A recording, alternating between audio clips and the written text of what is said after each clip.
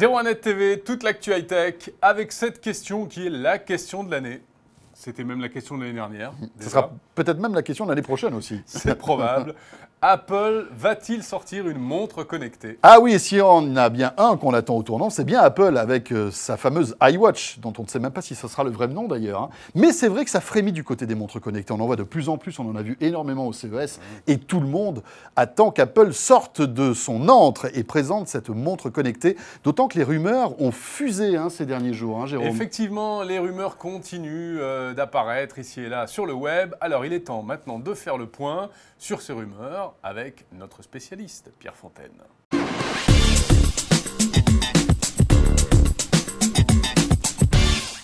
Tout le marché des smartwatches, c'est-à-dire des montres connectées, attend qu'Apple arrive et définisse ce que doit être une smartwatch. Parce qu'on a bien vu qu'il y a plein d'entreprises qui ont tenté le coup, avec Sony, avec Samsung. Il y a même des grands distributeurs comme Carrefour qui ont sorti leurs montres. Et à chaque fois, quand on les regarde, il y a tout et n'importe quoi, il n'y a pas quelque chose qui est défini. Donc en gros, le marché attend qu'il y ait un effet iPhone, un effet iPad, c'est-à-dire que Apple redéfinisse un facteur de forme et ce qu'on doit trouver dans une montre connectée. Ce serait un écran OLED qui pourrait être souple, c'est-à-dire qui pourrait suivre la forme du poignet, mais ça évidemment ce sont des rumeurs. Un écran qui ferait 1,5 pouces de large, donc pas forcément très grand, mais en même temps ça dépend les usages qu'on va implémenter dans cette montre, parce que si c'est pour taper des mails, effectivement ça va être très petit, mais si c'est juste consulter quelques notifications et utiliser des services qui seront intégrés dans la montre, ça c'est plus facile. On sait que depuis plusieurs mois, Apple embauche mais beaucoup de spécialistes de tout ce qui est la santé électronique, les capteurs cardiaques, l'analyse du sang avec des capteurs pour savoir, notamment pour les diabétiques. Enfin, il y a vraiment, et même récemment, des analystes du sommeil.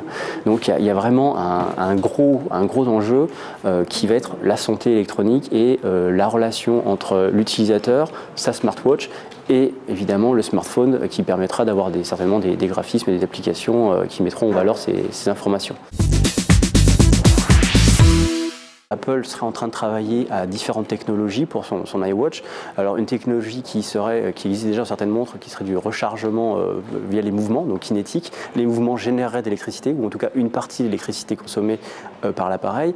Et puis il y a aussi une réflexion sur des capteurs solaires qui pourraient être placés sur l'écran de manière transparente et qui permettraient dans la journée de prendre un peu de l'électricité, de générer un peu d'électricité pour la montre, ce qui ferait qu'on épargnerait la batterie.